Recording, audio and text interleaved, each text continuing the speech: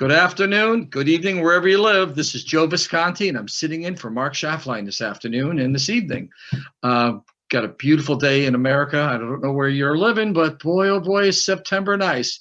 I'm over here in West Hartford, Connecticut, the actual birthplace of Noah Webster. You know the Noah Webster Dictionary?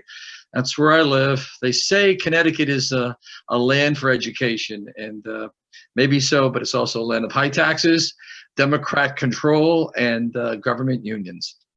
On that happy note, let's talk about some things I think the public really wants to hear today. We're in uncharted waters, what's going on with our federal government, the institutions.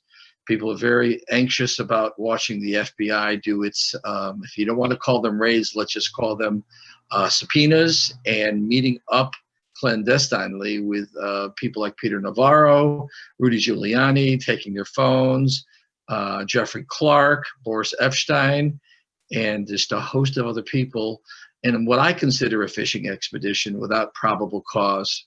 What we have is we have seated grand juries in Washington, D.C., where no free American could ever get a fair trial. It's just a corrupt land.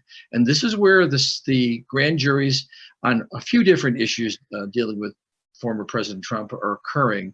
And everything is in a shroud of secrecy, except for when the information is leaked to the New York Times or to CNN from these investigations. So the public is really, really watching every day the ramping up of our intelligence communities weaponized. And they are weaponized because we expect more secrecy if they were really going to do secret grand juries and secret information. But when the information is leaked, gossip, partial information, or people are censored or grabbed at a burger joint to get their phone.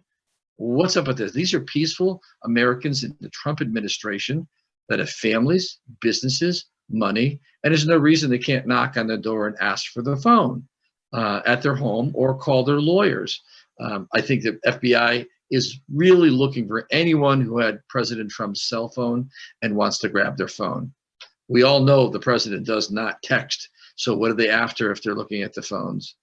This is nothing more than not just a witch hunt, but a fishing expedition. And I don't see it going away anytime soon.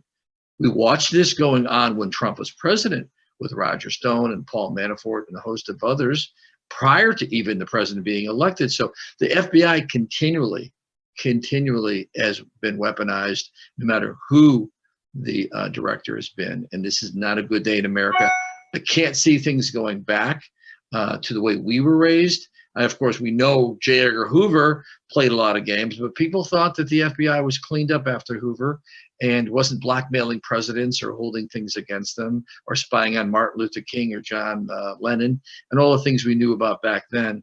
But now it's becoming ridiculous because those that are in the sights of the FBI, such as the Boston bombers and a host of mass shooters, were in the sights of the FBI. But they didn't keep people on them to watch them or stake them out. But clearly, they are doing nothing but trying to destroy President Trump, all in what I'm considering a coup d'etat, because President Trump has been the victim of a coup d'etat since before, during, and after his election. You would say, well, how could that be? He's not the president anymore. By their actions, they have, the deep state, call them what you will, have taken over our government, have taken over our country. The rule of law, the democratic process of voting, everything is not just suspicious. We all can see, especially after Zuckerberg came out 2 weeks ago and said that the FBI visited some of his people and said that there'll be a lot of Russian disinformation being dropped soon, which was the Hunter Biden laptop. And then we have Denise D'Souza's movie on 2000 Mules. If you've watched it, you have seen that the drop boxes were being monitored with video camera. The drop boxes being monitored by the RNC, who hired private investigators. It's just amazing to watch the ballot harvesting, where hundreds and thousands of people were delivering ballots for months every night, 6 or 7 different counties, picking up ballots at not-for-profit organizations controlled by Zuckerberg's money. This was a complete RICO. It should fall under the RICO racketeering laws, because, and the FBI knows this, has the information, has the names, because the metadata was picked up and bought by Denise D'Souza, and still did nothing. Every time we turn and we look, we see a corrupt FBI. We see an FBI that will not follow the rule of law. We see the FBI who would not answer, Christopher Wray would not answer the questions after January 6th. By what authority did he pick up the phone numbers of hundreds of thousands of Trump supporters in Washington? And that was the Patriot Act. Pure and simple. The Patriot Act was used on Americans that were freely assembling. Some rioted, few rioted compared to the masses. And compared to 2020, when they burnt the country down under Antifa and Black Lives Matter. Where were they then? The double standard, the hypocrisy, the breaking of the rule of law, everything is just reaching a point where the public is saying to themselves, because now they're afraid to make comments. I just posted something about the FBI and I got a few comments on my wall. People are afraid to say something. They're MAGA people, maybe they'll be targeted. So now we have Trump supporters and now Trump's circle being driven into the shadows under subpoena. Phones gone. God knows if they were sexting their girlfriend or their wife or their mistress, or data that I happen to actually have with someone who had their phone taken by the FBI. Strategic political strategy for candidates. They have their hands on them. The FBI right now can read my text messages to people, purely legal, on strategies to defeat Democrats. They have their hands.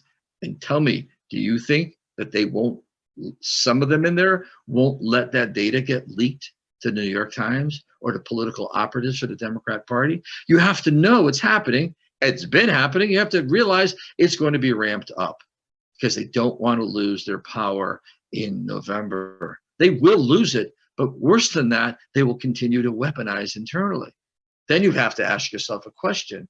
Why aren't white hats or people that see what's going on, not just blow the whistle and talk to congressmen, but why aren't they doing something? Are the good guys in the FBI and the CIA, are they being spied upon by, let me just call them malevolent forces that we see operating? How many people that are working for the intelligence communities realize that they have been spied on also, that they could be set up, that they could be subject of subpoenas? So what we have happening is we have the corruption of an institution and all the Machiavellian things that happen inside. You saw that with the Catholic Church. You saw that for years in all the lawsuits with the pedophilia. And the people that didn't say something as priests, the people that were involved, the people who weren't involved, the people who saw something and said nothing. Right now, our country cannot survive, and it will not survive. The institutions are corrupted. If this was a building, it is collapsing, pure and simple. The only thing holding it up is the framework and what we call the construction. When you do demolition, sometimes the pieces of steel or members of wall structure kind of get locked into each other if they're not demolished properly, and they can get stuck where they don't totally collapse, but you can't live in them. It's dangerous to be near them, and other means have to bring the building down. But that's what's happening to our country. The framers framed it, we filled it in over the centuries, and now the building has been crumbling for 50, 60 years, and it's ramping up. What do? Where do we go when we don't trust our government? We don't trust academia. We don't trust the news media. We don't trust big tech. We don't trust big pharma. We don't trust Wall Street. What do we trust? Our religions are gone. They're all being dismantled over the decades now. People may go for a ritual, but it's all pomp and circumstance. It isn't what it was as a religion. So the religions are gone too. Where are we in this country? Where do we go from here? What do we do when we find out that things we believed in, if you're old enough, have now deteriorated to the point where not only do you not recognize it because you're an adult, but you wonder, and that's the key here, you wonder, how can we go on? How can the government continue? I was speaking to friends the other day about the collapse of the financial institutions, and I talked to them about the fact that the loan agreements, and that's what we have when money is lent to the Treasury, there's loan agreements. So people are worried that the crypto will come in and sink the digital dollar and all this other stuff. It doesn't matter. We're 30 trillion in debt as a nation and over 100 trillion in debt for our states and our municipalities. All the borrowing can never be paid back. And a tax base could never cover it in 1,000 years. You'd have to have 100% tax, and you still would not be able to pay what they're accruing. So what happens? Normally, what happens, like in Nazi Germany, is there's a war. When you can't pay your debt back, you have a big old-fashioned world war. And now we move to that subject because you can see the Biden administration, by all of its let me just say it this way, their intentional missteps for Iran, North Korea, China, Taiwan, everywhere you look, if they could have created a war to cover for their intentional failed policies, so we would be distracted and stick together, a nation under war, they would have done it, but they have failed to even do that. The incompetence of this administration, coupled with the evil and the evil people that are behind it, fully knowing what they're doing, completely aware, Rhodes scholars, lawyers, very educated people, not dummies. They know what they do and they know what could happen. But why aren't they doing it? Why aren't they doing the things that everyone knows that Trump did, even though they hated him, to make our economy strong? Why is this occurring? So many Americans are just baffled. They could hate, they could be angry. I hear them all over. I'm at political events this afternoon after the show, and I'll be hearing it. Ronna McDaniel is there from the RNC, Republican National Committee chairwoman. I'll be seeing her this afternoon, and we'll hear it everywhere we go. Why are the Democrats intentionally destroying our nation? How come they don't understand that their policies for energy have begun the tailspin that our economy is in? Inflation, the cost of food, the cost of everything. I bought a can of dog food at CVS for my dog until I go shopping. It was $4, $3.99, $4.25 plus including tax for one small can of dog food, which used to be 99 cents or $1.29 a year ago. Everywhere you look, the excuse of COVID, the excuse of Green New Deals, all the excuses of why things are more expensive. They're more expensive because President Biden, the day he was sworn in, said we are going to change our energy policies. There are two things that drive the cost of everything. The cost of money, that's the federal interest rates on money borrowed, and energy, oil, gas, fracking, all of it. So what does he do? What does Biden do? He says, we're going to go green. We're not going to have gas car engines by 2030, 2035. How could this be? How could we all make the transition when we cannot afford electric in our houses? And then our cars in the Northeast would be needing heaters. When it's snowing out, stuck in traffic jams, the batteries go dead, we'll freeze to death. It is not practical, yet they keep wanting to force the implementation of this, causing panic. And that's what's happening right across the spectrum financially. And all sectors of Wall Street and the stock exchange, you're seeing all of them down. Everybody knows what's coming. 2 more years of this insane policy that they can't control. This insane policies across the board that are affecting the cost of producing, the cost of purchasing, the cost of transporting. It's too much. It's a bridge too far. So we saw the restaurants and these small businesses get obliterated during COVID. Look now to see small manufacturing, even though we want to bring it back from China, starting to come under the gun where they cannot survive in your small manufacturing groups. Then you add to this the Inflation Acceleration Act, they call it Inflation Reduction Act. You add all that spending more and more, and we still have to fund the government in December. Every time you turn around, you have to say to yourself, never mind, are we going to have high taxes? But are we going to have a country?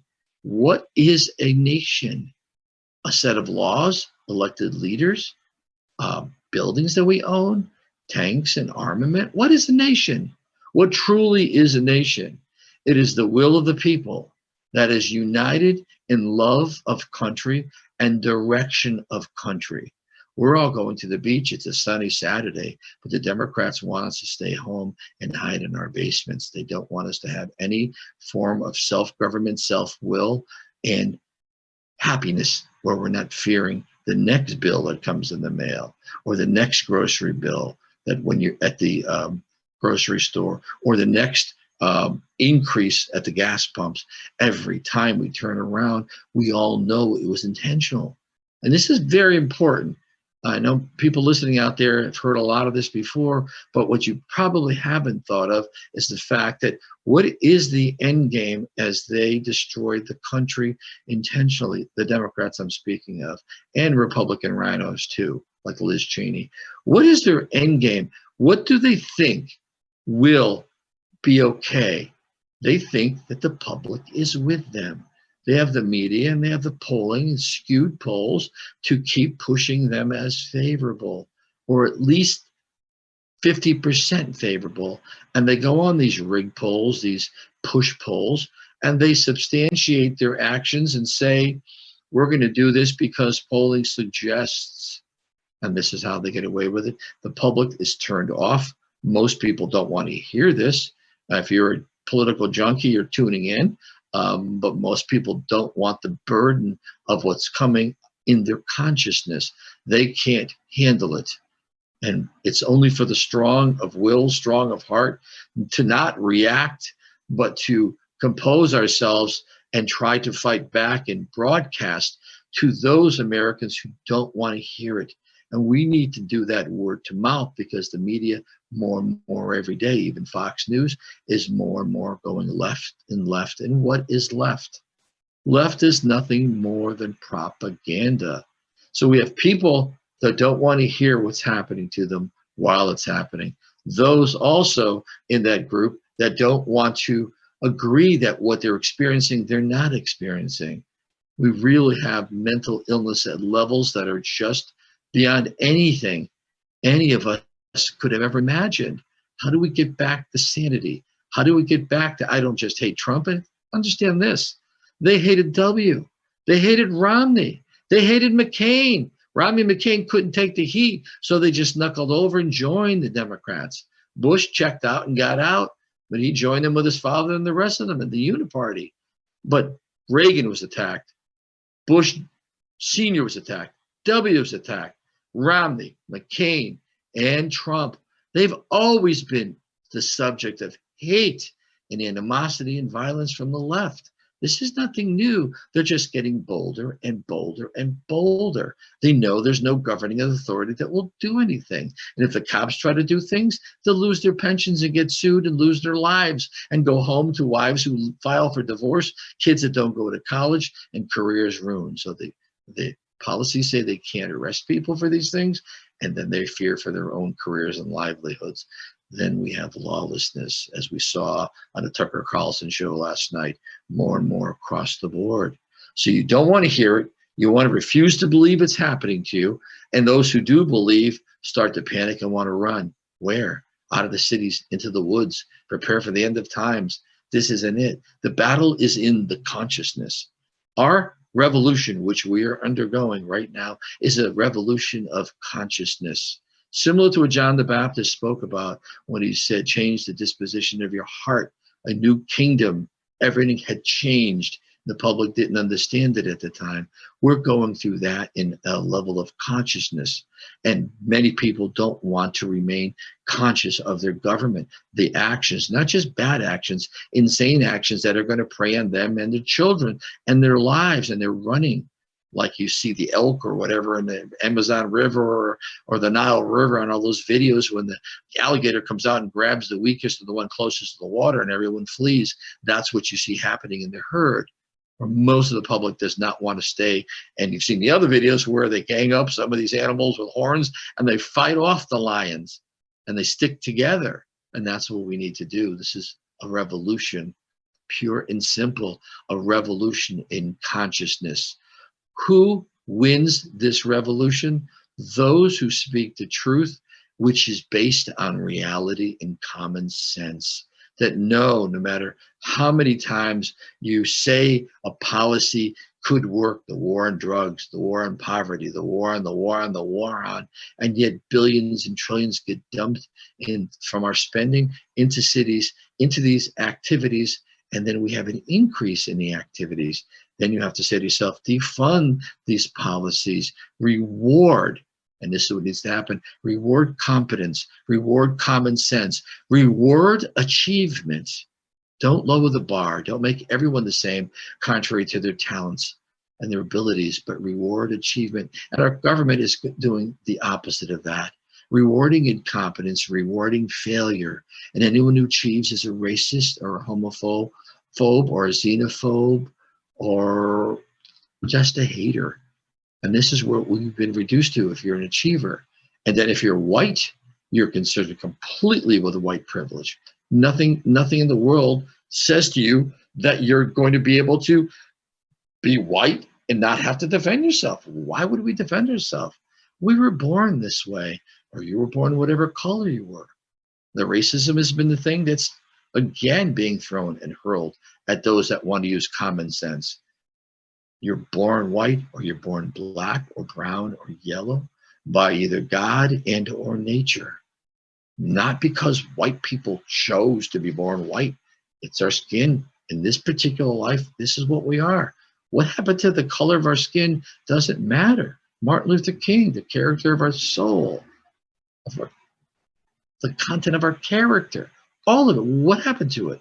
How did we get here from the 60s? I lived it at 65 years old. I witnessed it. I watched it growing up. It formed me. It formed all of us. Of course it was correct. Of course color shouldn't matter. People tend to live in their races and their ethnicities because they like it. I'm going to go to the New York festival called the San Gennaro Festival on Mulberry Street next week in New York. Actually, it opens tomorrow. It starts tomorrow. And it's about 5 or 6 blocks of all Italian food. But everybody of every color is there. And you remember from The Godfather where they carry the saint down the street and they pin dollars to her coat. It's an old tradition of cannolis and Italian food. Does that make me xenophobic or anybody else? What happened to, we want to go to an Asian restaurant. We love these different cultures and ethnicities. Why can't we just live that life? Why are we being told or being thrown at us from the Democrat Party, for the most part, that there's something wrong with us because certain people like to live in certain cultures in certain ways, and no matter what the government's been done, people are going to be naturally inclined. Where they're not naturally inclined is where love comes. You see interracial marriages. People, different colors and races, they love it. It's always happened. It's increased in the country, and there really isn't any of this hate that the Democrats want to push, but they're looking to be divisive and to make people defend themselves and step back so that you'll be quiet and maybe I better watch what I say or where I go because I may be called to this. Why are we being pushed back that way, being pushed back financially, pushed back by our elections don't matter because who knows who's going to deliver ballots from where. And this is happening everywhere. Everywhere we look, every aspect of our life is under attack, and we're being driven more and more inside of ourselves where we're afraid, many people are afraid to say something like I'm saying on this show today. And this is why I didn't bring guests on. I really want to take this 30 minutes of Mark Schaftlein report to reach out because Mark does a great job. He is like this. There are so many Americans that are like this, that want the best for everybody. We want everybody to have their rights, but we don't want to lose our rights that are now called hate because somebody else doesn't want that. And that's where we are now. You can't have that right. That's hate. That's not a right. Huh? I'm a Christian. That's hate. The Bible states certain things, and if you're a Christian, you're a hater because the Old Testament says X, Y, Z. So now you're a hater, more and more and more. Statues coming down, schools being renamed, base football teams being renamed, everything because it may mean something, but not the Kansas City Chiefs. They're going to remain an Indian name, a proud name. These aren't derogatory. I was the Hall High Warriors right here on King Philip Road, the Mohegans, right here in Connecticut. We had Indians everywhere, and they were endeared, and there was peace. And so we had to change our football team, I heard, and I'm class of 50-year, 2 years it'll be 50-year that a reunion. That's evil. It's bad. It's derogatory. Why? It's endearing, strong, brave. I don't get it. Most people don't get it, but they've been told that even if they don't get it, it's that way. Christopher Columbus and the things he did, got to strip away Columbus, strip away the reality, redefine words so one thing doesn't mean what it says.